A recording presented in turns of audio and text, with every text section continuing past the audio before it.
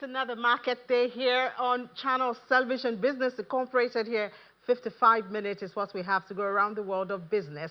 I guess it's a good time to tell you that from tomorrow, the first day in the month of August, we would have 25 minutes to do Business Incorporated. That'll be from 1:30 till about 2 p.m. But for today, we have 55 minutes to do business. And here's what we have prepared for you.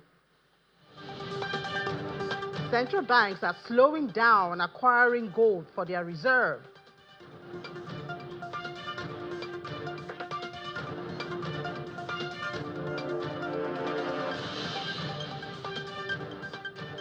Africa has recorded a 3.9 increase in demand of cargoes, according to IATA.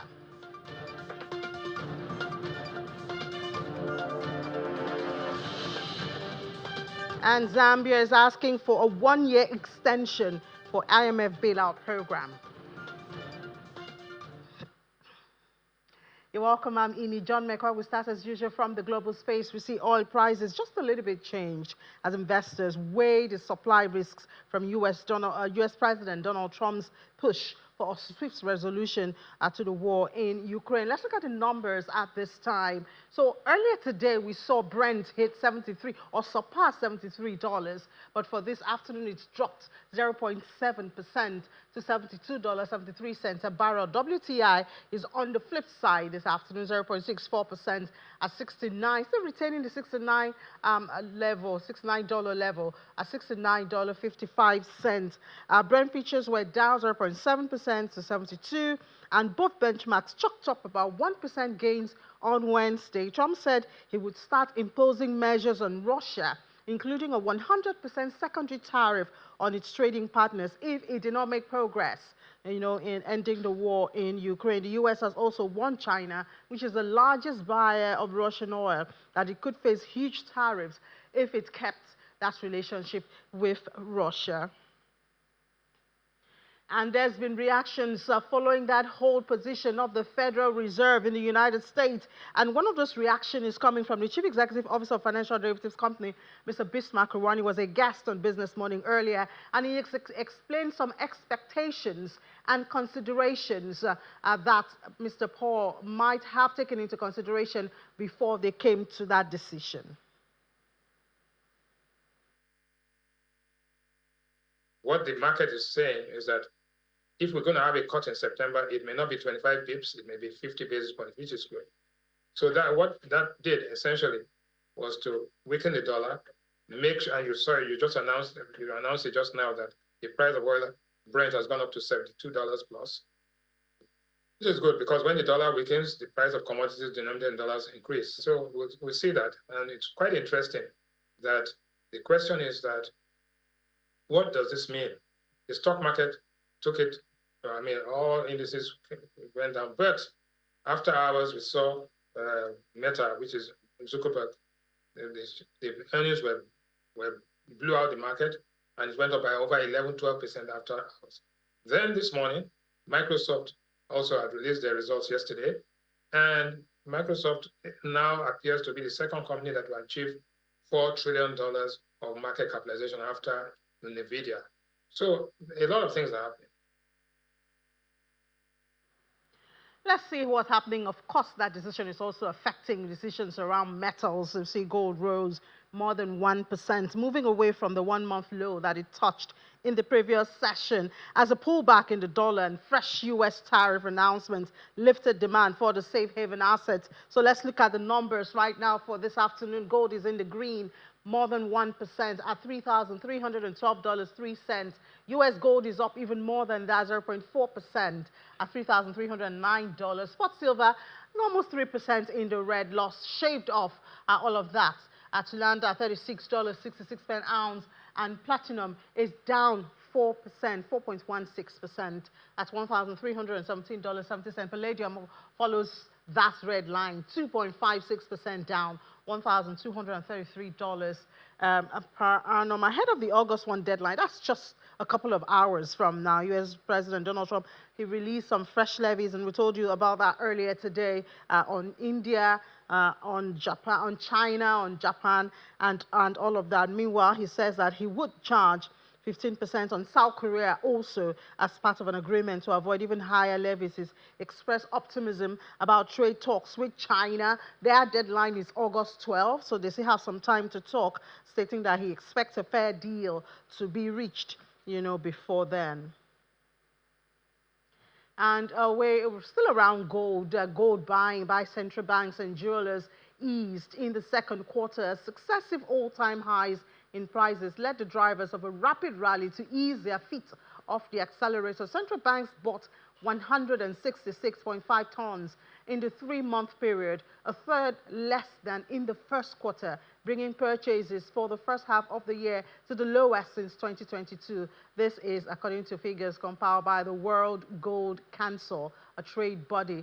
And central bank demand now is forecast to hit about 815 tons for 2025. Meanwhile, sub-Saharan African central banks that have added gold to their reserves in recent years could face price and liquidity crisis if the value of the precious metals slides. This is an observation by BMI, a unit of Fitch Group. Well, Ghana, Tanzania, and Nigeria have been buying gold domestically to beef up their reserves, a move accelerated by this year's broader market volatility and stoked by U.S. trade tariffs and other geopolitical risks. Policymakers in Kenya and Uganda are exploring a move into gold. Rwanda and Namibia have taken active steps towards adding the metal into their reserves, while Burkina Faso has indicated that it will build up its stockpile, and Zimbabwe has said that its new ZiG currency is backed by gold reserves. Now, the International Air Transport Association, IATA, reports that overall air cargo demand grew by a modest 3.9% year-on-year in June, and there are very differing stories behind that number for the industry. And trade tensions saw North American traffic fall by 8.3%, European growth stagnant at 0.8%, but Asia-Pacific bucks the trend to report a 9% expansion. Meanwhile, disruptions from the military conflict in the Middle East, it saw the region's cargo traffic fall by 3.2%, according to the Director General of IATA. African Airlines saw a 3.9% year-on-year decrease in demand for air cargo in June. Capacity increased, however, by 6.2% year-on-year. In the Middle East, carriers saw a 3.2% year-on-year decrease in demand for air cargo in June. Capacity, however, increased by 1.5% year-on-year. In Asia Pacific, airlines saw 9% year-on-year demand growth for air cargo in June, the strongest growth of all regions, and capacity increased by 7.8% year-on-year. In North America, carriers saw an 8.3% year-on-year decrease in growth for air cargo. That's the slowest growth of all regions. Capacity also decreased 5.1% year-on-year. European carriers saw a 0.8% year-on-year demand growth for air cargo, and capacity increased 2.6% year-on-year. In Latin America, carriers saw a 3.5% year-on-year increase in demand growth for air cargo, and capacity decreased by 0.4% year-on-year. The African Development Bank says it has committed $1.2 million in grants to support a feasibility study on battery energy storage systems in Nigeria as part of efforts to support the national grid stability. The AfDB Director General, Nigeria Country Department, Abdul Kamara, made this known at the inaugural Inception Workshop for Nigeria Best Feasibility Study that happened in Abuja. It was organized by Transmission Company of Nigeria, AfDB, and Sustainable Energy Fund for Africa. Kamara notes that the grant is part of Africa Energy Transition Catalyst Program, which aims to support sustainable energy solutions on the continent. He was represented by the AfDB Nigeria Country Office and explains that the project will assess grid stability in the coming days. Small businesses still have that challenge of accessing funds. That was part of the conversation that Ladi Williams had with the executive director of the Alternative Bank earlier today on Business Morning, and he stated out some of the challenges that the banks are facing. The capital a bank has is not money the bank lends, no. is the buffer he keeps for the risk he's taking. So that if he loses that your money, right, he can absorb that loss, right? Which is why anytime the regulator is looking at the bank's capital, they say, okay, you know, your capital vis-a-vis the risk you are taking is insufficient, so you need to raise capital. Why am I giving this background? So it means that, you know, to enhance the complexion of risk that financial institutions take, there are certain type of institutions that come to, you know, improve that risk, and then before banks can come in and play, which is where you have institutions like development finance institutions playing a role. In Nigeria, we have several. I think we have about 8. We have the BOI, we have a BOA, there's Bank of Industries, Bank of Agriculture, we have Development Bank of Nigeria, we have Nexim, etc., etc. Those institutions are mandated in all jurisdictions have similar institutions, are mandated to come into that space to help improve, provide the nature of capital that's required to support the entrepreneurs, and then the banks are coming to support. Okay? So has lending improved? Yes, lending has improved, but can it get better? It needs to get much better, like day before yesterday. It's Commodities Day. Now let's discuss coffee.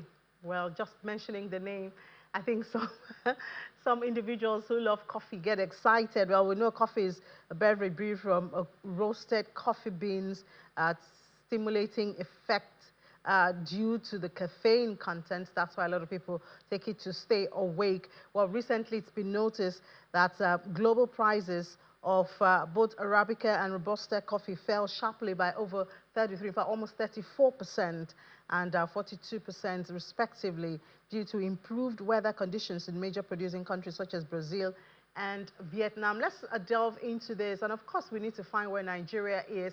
I believe that in some parts of Nigeria, I believe like Taraba State, there the weather is good enough for coffee. And in fact, there were conversations of coffee being grown right there. But let's talk more about this now. I know that Emefiele Onyelikachuku has done some findings and is eager to share it with us. Hi, Emefiele, welcome to the program. So tell us about this coffee price movement.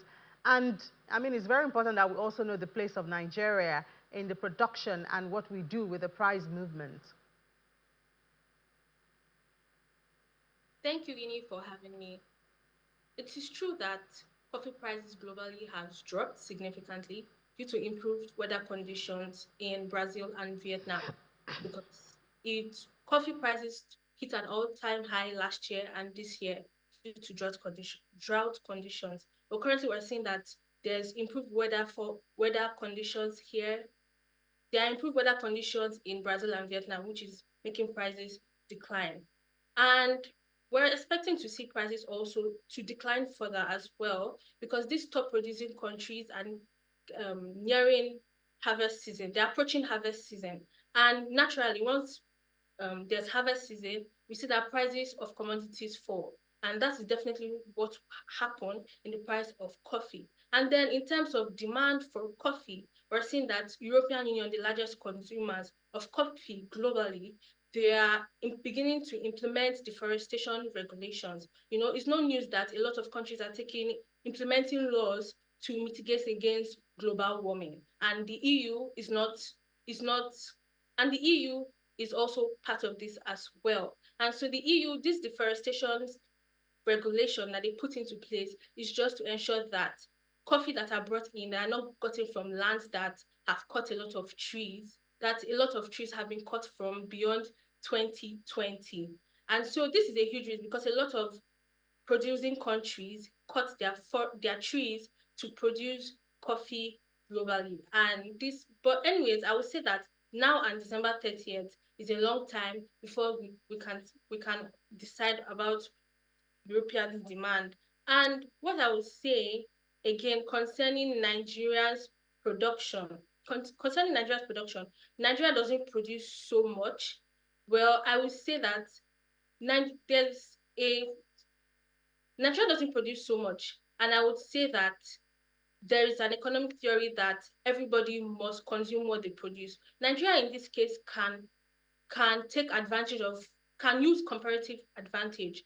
Instead of focusing on producing coffee, we can utilize all the resources we have to focus on commodities that we that we get enough export government revenue from. An example is coffee, and this government revenue can take a part of it to import coffee from other countries. But if Nigeria still wants to venture into this, because we have producing states such as Taraba and the likes, the government has to put into place enough practices such as more funding and skill acquisition programs for all these farmers in order to ramp up production here in Nigeria. So I would say that coffee prices will definitely decline in the near term because of all these factors such as increase in supply from neighboring countries and also this EU demand as well. Decline in demand. I wonder if the message of, the dangers of possible addiction and health hazard of coffee, I wonder if that has in any way reduced demand. Okay. Yes, you're very right that there's a lot of talks surrounding the dangers, the negative health benefits of coffee intake by individuals. But I also say that yes, there are also other commodities that if you have excessive intake of these commodities as well, there's also negative effects. You find negative effects on individuals' health. But what I would advise, and what I think a lot of practices have been put in place now that there's advancement in technologies, now that people have realized that yes, that coffee has negative effects, what can be done is that everything should be taken in moderation. Everything should be taken in moderation. We should not take excessive coffee.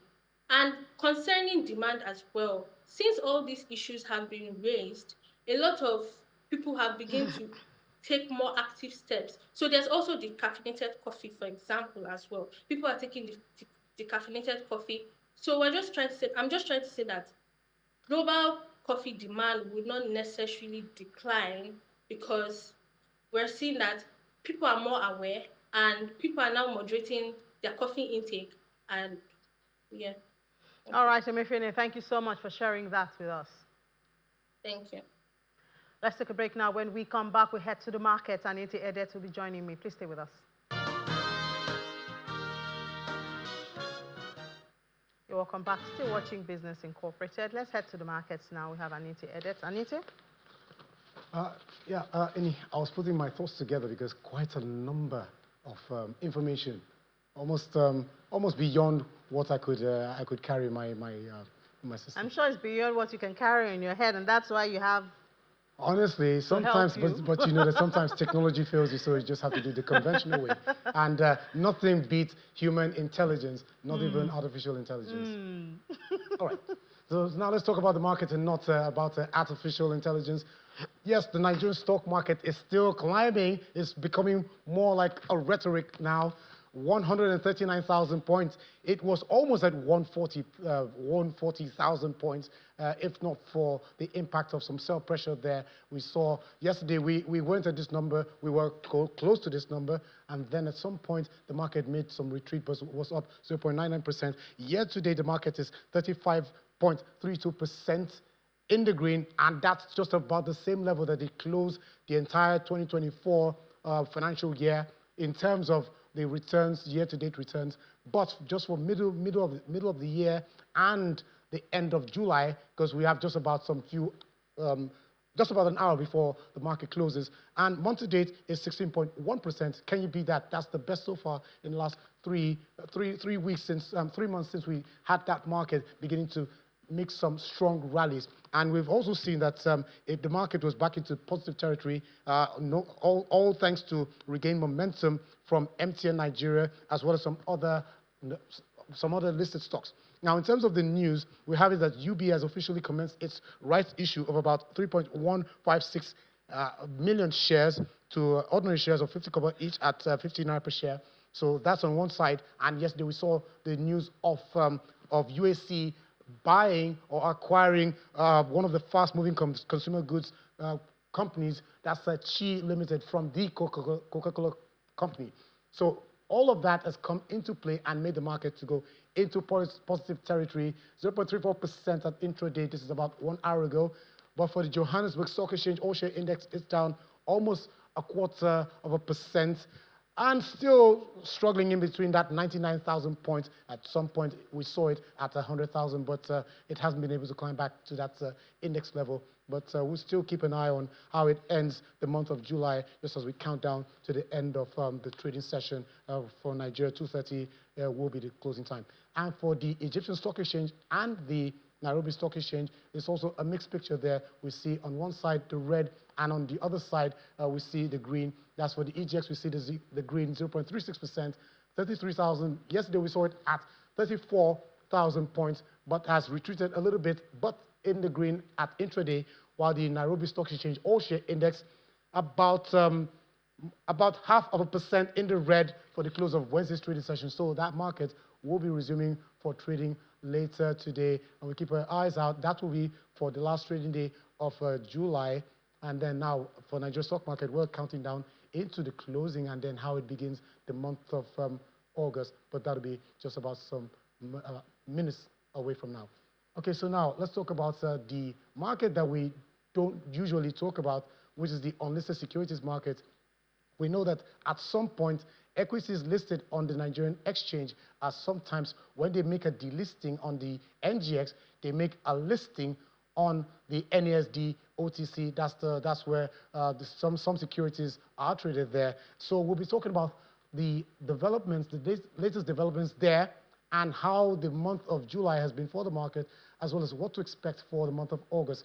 And we have the Managing Director of the NASD OTC, Mr. Ewerekide Longe, to give us details about that and what to expect for the market in the coming days. Thank you for joining us, Mr. Longe. Good afternoon. Thank you for having me. Okay, so now, as yesterday, I saw that the NASD OTC markets capitalization closed for Wednesday's trading session at 2.15 billion naira, and then we've seen a bit of improvement in the activities. But can you give us more details about the performance of the NASD OTC market within the month of July, which is just about to end? Okay, the month of, I think at the beginning of July, the NASD OTC market was below 2 trillion. It's gone above 2 trillion now. There's been some interesting market activity. And the last week it has paired somewhat, but it's also had a positive growth significantly this year. We see a lot of trades coming in from different sectors, from the oil and gas sector, from the consumer goods sector, and then we've also seen companies on the, I would say, financial technology sector. So there's been quite a lot of activity on the NASD OTC exchange. But one thing, you always introduce the NASD OTC exchange as an exchange that we hardly talk about. Well, I guess you begin to talk about it some more because what we're doing is diversifying a lot of our activity. Just yesterday, we had a conference on solid minerals and financing of solid minerals from the capital markets, and it was attended by representative of the minister, and this is a series, and we're doing this in collaboration with an institution called the Solid Minerals Development Fund. So there are quite a lot of things happening on NASD, not just the OTC trading exchange. Okay, so I'm glad you mentioned that lots of activities going on, because earlier this week, when we started the trading week, we had the news that MRS, which is one of the oil companies listed on the NGX, will be delisting from that market. Its shares have been placed on suspension, and then we'll be making a crossover. So we'll be having an August visitor in August for the NSDs. Now, can you tell us more about this listing and other expected listings within the markets? Okay, so MRS has approached NASD and it's finalizing its admission to the exchange, full admission to the exchange. So all its shares will be dematerialized on NASD, and so the shareholders of NASD will be able to trade their shares, sorry, of MRS, will be able to trade their shares on NASD fully.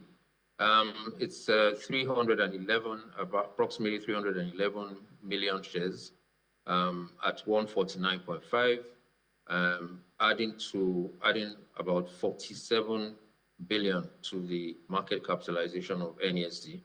And we've seen quite a number of additions to our market this year. We've seen infra credits, we've seen Great Nigeria, we've seen Paintcom. There's been quite a bit, and then we are also doing a bit in the commercial paper market. And we are, as we have always said, we are pushing the digital securities market. The engagement with SMDF is really digital securities play, because the solid minerals development will be resourced by innovation and I would say new technology, mostly on blockchain. Mr. Longi, I'm sure that you have lots of optimistic expectations for the markets, but unfortunately, time is not too much on our side. But I'm sure the month of August is going to start well, just as we also expect that the month of July will end well for the market. Thank you so much for your time on the show. Thank you. Okay, so let's look at the Middle Eastern markets, which comes after the African markets. We see also a mixed picture here: Dubai in the red and the Abu Dhabi in the green. And this is because investors are also reacting to latest earnings reports on within the Gulf region there. So many of the companies there, some due to the impact of profit taking, and then some to the impacts of lackluster earnings reports coming out from some of the listed companies there, and not to mention U.S. President Donald Trump's reciprocal tariff, which kicks off tomorrow. That's after a 90-day pause. So it's going to take effect with effect from tomorrow, August the 1st. So the markets are having a bit of a mixed reaction there. So let's see the other two markets within the region there. We have the Saudi Arabia's Tadawul in the red, while the Qatari Stock Exchange All Share Index in the green at intraday, and poised for a positive close for the week, which is today, Thursday. So now let's talk about the U.S. market, which is that's the world's biggest economy there. U.S. market, S&P futures, well, they're rising, and this is coming after one of the Magnificent Seven. You call them the Mag 7, which are they're mostly within the NASDAQ, their NASDAQ components. They released their reports. That's Microsoft and Meta. Their shares were up by 8% and 11%. Microsoft, as we mentioned, has joined that prestigious and exclusive $4 trillion market cap club.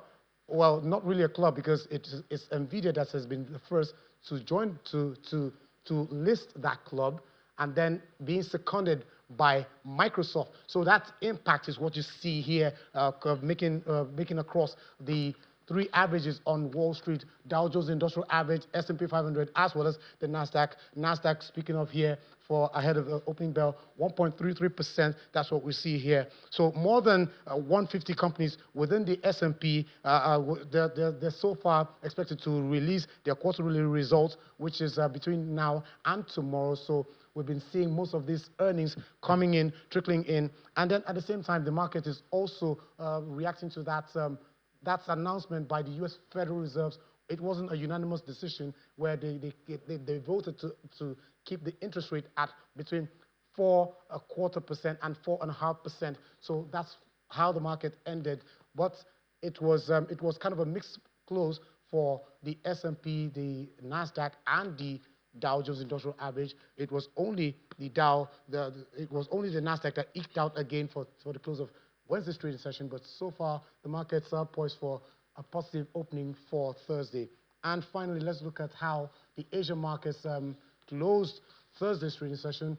Only the Nikkei was the gainer there, and this is coming after the Bank of Japan voted to keep its rate steady. That's one of the lowest there, 0.5% interest rate there. So that has been able to help the Nikkei to cross back and above the 40,000 level. We see that 41,069.82, like we mentioned, more than 1% up, while South Korea, Hang Seng, and the other two markets, not too pretty picture there for the close of Thursday's trading session. So July has finally ended after a 5-week run, and the Nigeria Stock Exchange has been able to keep 20 consecutive days of gains. Wow, Anita, you're so confident thinking that today will also close in the green.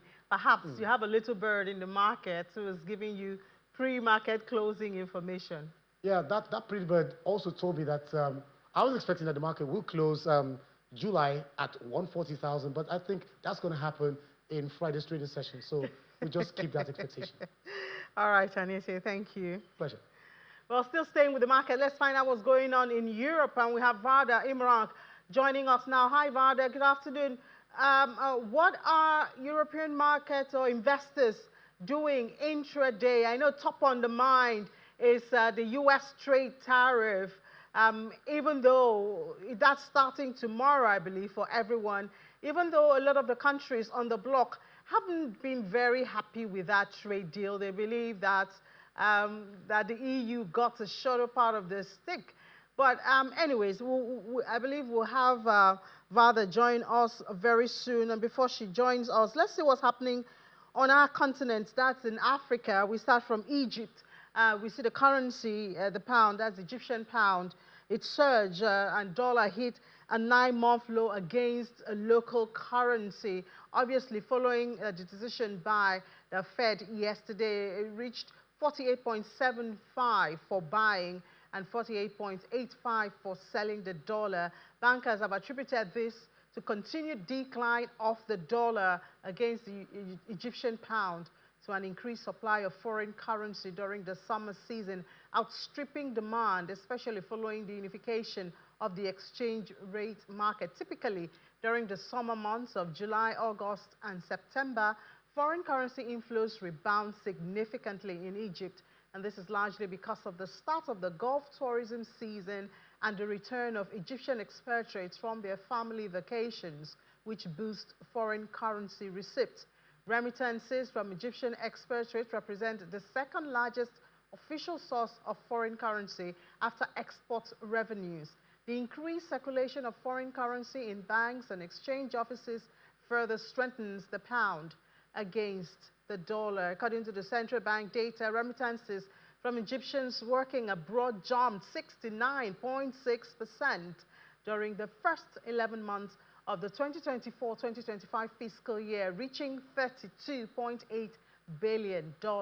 Furthermore, the central bank's maintenance of a stable exchange rate for the pound has strongly encouraged foreign investors to return to the currency.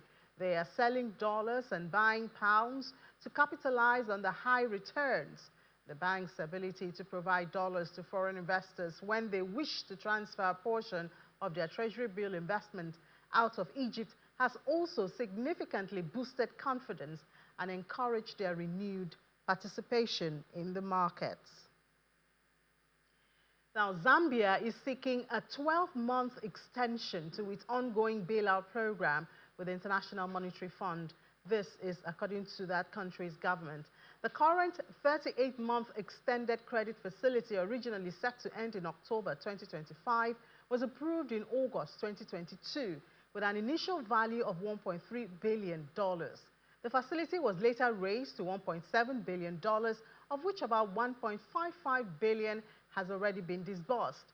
Finance minister in that country has been authorized to request the extension formally, according to a statement. They say that the goal is to consolidate the gains achieved during the program period to 2026 and continue supporting reforms aimed at stabilizing the country's economy. Zambia defaulted its external debt in 2020 and has since worked towards restoring financial stability through a restructuring deal with official creditors. However, talks with some commercial and regional lenders, including Afreximbank, remain unresolved. Last week, the IMF approved $184 million disbursement following its 5th review of the program.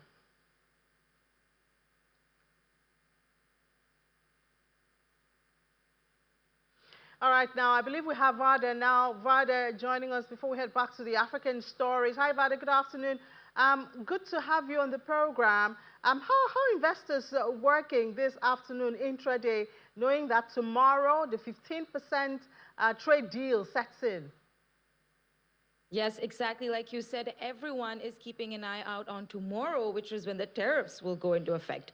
But talking about today, the day started with mixed performance from European stocks as the market reacted to, well, trade deals, central bank decisions, last minute trade negotiations that are going on worldwide, and now inflation numbers. Germany's inflation data is out and it seems to be unchanged at 2%, and core inflation stood at 2.7%.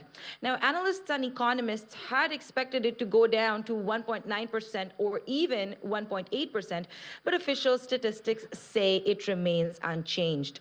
Now, Germany's DAX started the day with mixed performances from European stocks, with chemicals company Simrise seeing a 2.7% gain, and Heidelberg Materials and Siemens Energy also saw gains. Meanwhile, BMW, Airbus, and Porsche, stocks of these companies are in the red. Now, the reason for BMW, at least, is its weak earnings. A profit fell by 29% compared to last year, and the US Fed decision also impacted markets worldwide. The pan-European stocks Europe 600 was also trending downwards. Yeah, well, of course, that Fed Reserve decision affecting markets worldwide. I don't know about Nigeria. But let's see some sectors, for instance, that could be most affected by this trade deal that begins tomorrow. For instance, car makers in Germany. What impact can we expect a 15% tariff to have on their operations and their revenue? Yeah, absolutely. So starting tomorrow in the afternoon, European-made goods will face a 15% levy when entering the U.S. Now, this is down from the 30% that the U.S. president had set in motion earlier, but it's still a big hike, especially for the car industry, like you mentioned, that faced only 2.5% in tariffs before Donald Trump's presidency. Now, recently, Volkswagen said that Trump's tariffs cost them $1.5 billion in the first half of this year alone. They also said that sales dropped by 16% in North America. Even BMW reported a sharp drop in profits, down 29% compared to last year. So it's not really looking good. German car makers manufacturing even within Europe are looking at potential losses in the coming months. Now, what's interesting is that the EU has pledged to completely remove tariffs on US-made cars entering Europe. And this could actually be a big win for some automakers. Yeah, and I'm wondering, who are those winners? I thought it was just the US that will be winning. Yeah, of course, U.S. auto car makers, they are going to have this definite advantage, but there are some clear European winners. So some companies like Mercedes and even BMW, they produce thousands of cars in the U.S. and then export them back to the EU. BMW, for example, has been making cars in South Carolina in the U.S. since 1994, and they produce so many that BMW is actually the biggest car exporter in the U.S. by value. Surprising, right? Yeah. So BMW and Mercedes actually benefit from this deal. And the trade association for auto industry here, they told DW that they're quite surprised that Trump was so harsh in his criticism of the car industry because German car makers actually contribute a lot to their exports. Now, what this does is that it puts pressure on other car makers like Volkswagen to also move production slowly to the US. And this may be taking this industry away from Germany. Well, I guess that's all President Trump wants. He wants more manufacturers in the U.S., so he seems to be winning. Anyways, thank you so much, Vada, for that. Thank you.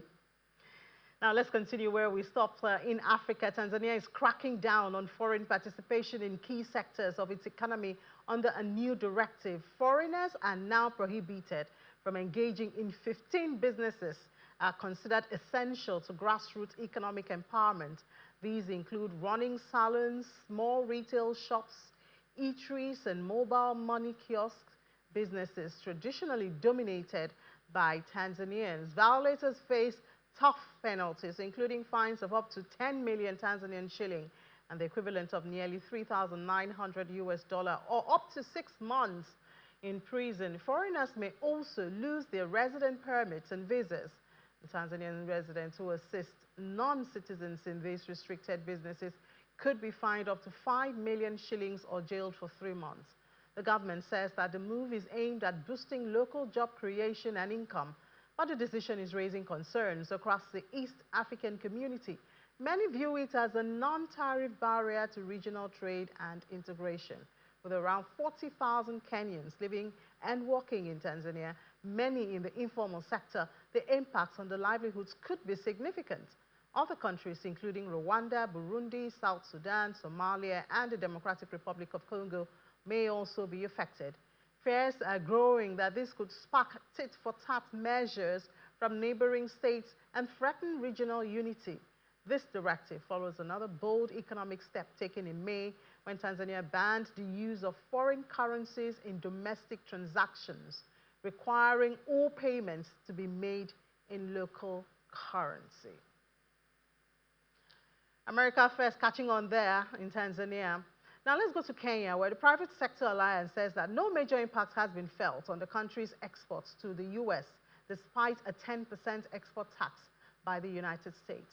The private sector leadership is asking the country to, however, diversify its export market, including tapping opportunities in Africa. This comes as the U.S. moves to send tariff letters after the expiration of the 90-day freeze that was imposed on April 10 to allow talks with the different markets on the new U.S. tariff. Kenya Private Sector Alliance said that major impact has not been felt in that export, and so they are waiting for future happenings. We're still in Kenya. The government is taking bold steps to curb alcohol consumption, according to the National Authority for Campaign Against Alcohol and Drug Abuse. They have just announced a sweeping crackdown on where and how alcohol can be sold across the country. In a report released, the authority banned alcohol sales in 10 types of locations. The move is part of a broader effort to reduce access to alcohol, drugs, and other substances of abuse. Under the new rules, selling alcohol through online platforms, home deliveries, and couriers is now completely prohibited. Also affected are petrol stations, restaurants, residential areas, and even to toy shops or any outlet linked to children's products. And with that, let's head to the crypto space and find out where Laddie gets his alcohol from.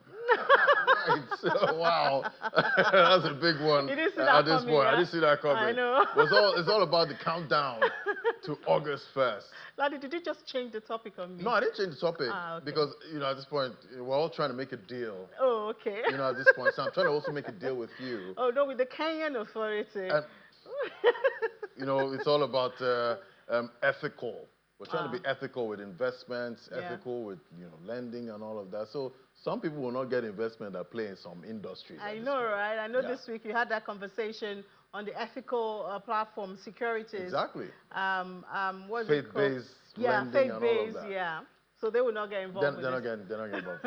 But there's been so much volatility in the market. It's all about that countdown. As I did say to the deals, that's tomorrow. Who's made a deal? At this point, we have a couple of countries that have gotten the deal, but we'll see if all of those deals will make sense at this point. But we're seeing green on the screen. Bitcoin there recovering. Did have a sharp drop to about $116,000 yesterday. As usual, we got a hold. That's from the U.S. Fed, and definitely, I know Trump's not happy with that. Ethereum recovered also 1.45%. Let's look at the top headlines in the market. Now, we see 5 minor wallets holding about 50 BTC rewards. They moved their coins, consolidating them into 2 new addresses. And normally, we see some addresses that were maybe created in 2016, 2015. Some of them, they come active, sometimes, and some of those Bitcoins are moved. We've seen some, we've taken profit from, imagine maybe a Bitcoin that was bought at maybe 600,000 or mined at $600, per coin. Selling that right now, that's huge profit. Also, we see Robinhood, they processed $28.3 billion in crypto trading volume. That's in the second quarter of 2025. It's lower than the same period last year. The company attributed the quarter-on-quarter decline to broader market headwinds, including the ongoing U.S. trade war and lower retail risk appetite. Recently completed the acquisition of Bitstamp in June, though minimally contributing to the Q2 results, is expected to strengthen Robinhood's global crypto infrastructure moving forward. Then we also see JP Morgan Chase and Coinbase have announced a partnership that would enable direct linking of customer bank accounts and crypto wallets. The collaboration is set to begin rolling out in the fall of 2025, starting with Chase credit card integration, expanding in 2026 to include real-time API connectivity between Chase bank accounts and Coinbase wallets. One of the standout features of this integration is the ability to convert Chase Ultimate rewards points into cryptocurrency. So we're seeing a lot play out right there with TradFi and decentralized finance. All right, let's bring in my guest now. This is Ambassador Olakunle Famula, the founder of FamTech Solutions, and is joining me right here in the studio. It's great to have you. Hi. Welcome. Nice to be here. Yeah. So I remember 2016, 2017 in the crypto world. It was all about traders trying to get 1,000x, 10,000% profit. Trading some of these cryptocurrencies.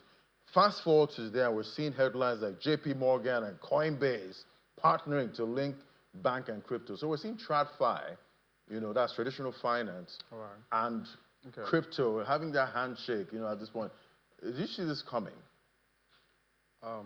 Okay, so thing is, traditional banking system are trying to integrate or adopt cryptocurrency and blockchain into their system now.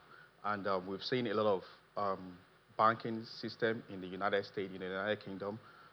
For example, Revolut Bank, Halifax Bank, the ones that I know that I make use of, they have already integrated blockchain into their bank, to their financial system. So yeah, it is something that it is a good one that the developed countries have adopted it and integrated already. But here in Nigeria, we are still having issues about integrating blockchain into our financial banking system. Imagine, for example, you want to buy cryptocurrency now, and then you go to our first bank here in Nigeria or whichever bank, and then you can be able to easily convert your fiat, for example, in Naira, back to maybe Bitcoin or Ethereum or what have you. So it's quite interesting because if you look at the P2P platforms, most of the time you see instructions there when traders are trying to trade, P2P in most of those platforms. They say, please don't write anything about cryptocurrency in the narration.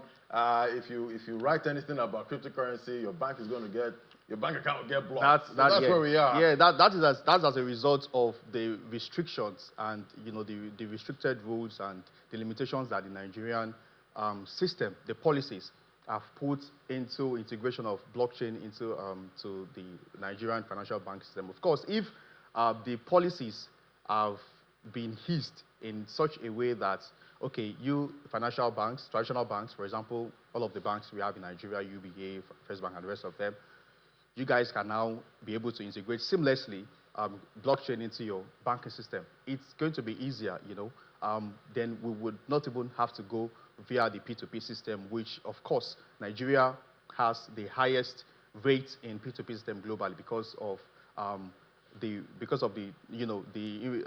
differences in the variation in Nigeria, the naira to dollar. For example, the rate naira is given to you in dollars now. In the next 1 hour, you're saying a different rate. So yeah, that's really a big problem in Nigeria as we speak. But hopefully, there will be policies that are going to make seamless integration of blockchain into our financial. Right now, we see the Securities and Exchange Commission here.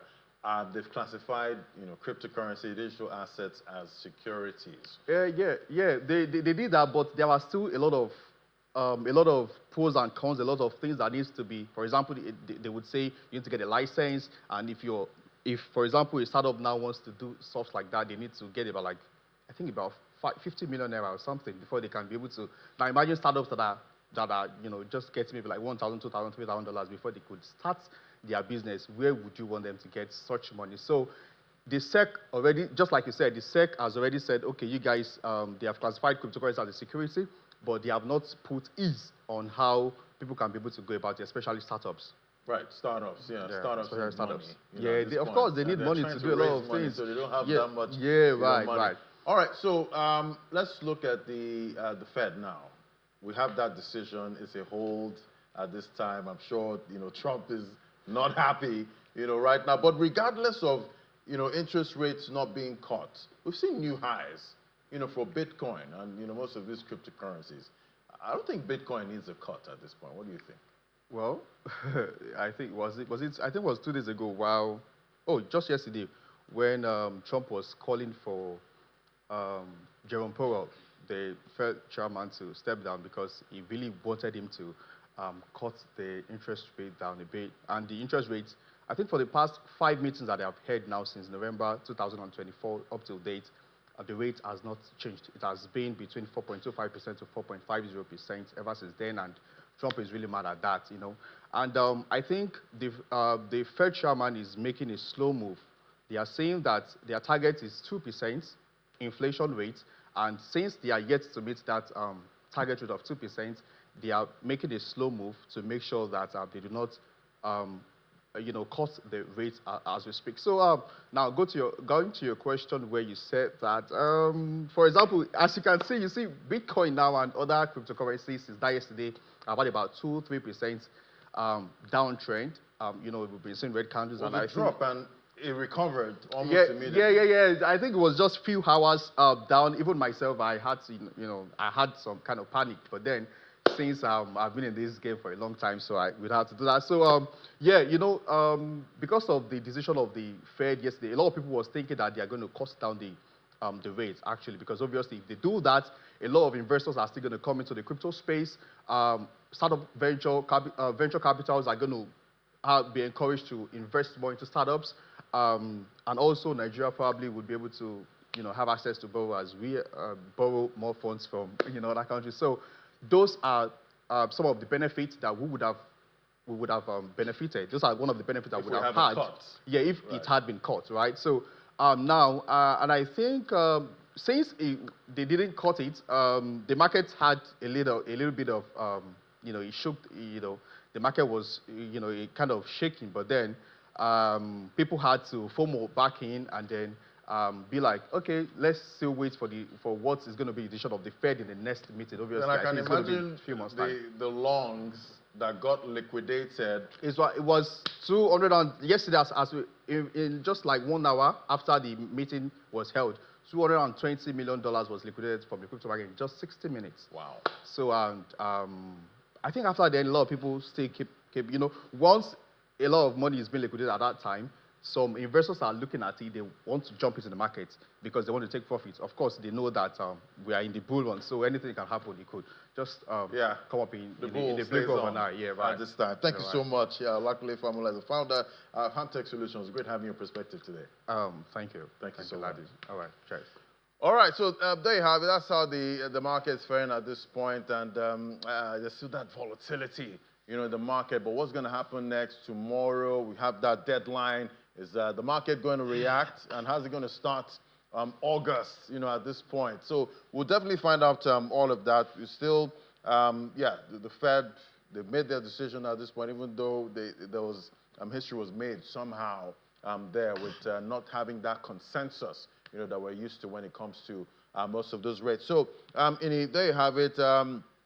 We'll have that Friday trade tomorrow. Thank God it's Friday trade. And we had something about Fridays, many years ago. Fridays were normally red. But I don't think we see that. Yeah, that trend has changed, it's changed. Yeah. But investors have a different mindset now. Right. So I think then maybe investors were just taking profit for the weekend, but now we trade all through. All through. Yeah. Always active. With the deadline tomorrow, who knows? Tomorrow is going to be a big day, laddie. Right. For all markets. Even though I think a lot of it has been priced in, especially with the trade deals we've seen the U.S. with South Korea, with Japan, with EU. I think the only quiet one I keep saying is Canada. Right. The only quiet one is Canada. We'll keep watching that space. Yeah. Or maybe we'll wake up to one hot news tomorrow. And maybe a trade deal between Ini and Laddie. We need to have a trade deal too. Okay. At some point. All right, Laddie, thank you. Well, that's it on the program. Please remember, from tomorrow, August the 1st, Business Incorporated will be 25 minutes. We'll be starting up from 1:30 to be 1:30 to about 2 p.m. That's starting tomorrow. So tomorrow, for Business Incorporated, I'll see you at 1:30. Please remember that. But it will still be power-packed for you. In fact, you want to see the new face of Business Incorporated tomorrow, the 25 minutes. I'm Ini John. I'll see you tonight. I'll see what the market will have at the close of trade. Bye-bye.